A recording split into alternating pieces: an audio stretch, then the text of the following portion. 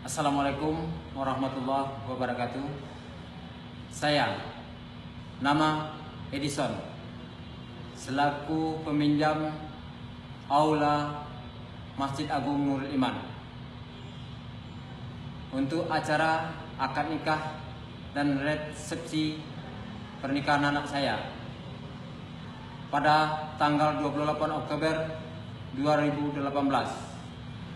Dengan ini meminta maaf kepada kaum muslimin, terutama masyarakat Minang, baik di rantau maupun di ranah Minang itu sendiri, atas kekhilafan kami yang melakukan kegiatan ini di luar arahan pengurus sehingga menimbulkan ketersinggungan umat.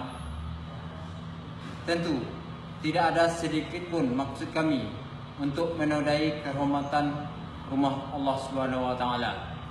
Semoga Allah Subhanahu wa taala memaafkan kita semua. Amin amin ya rabbal alamin. Wassalamualaikum warahmatullahi wabarakatuh.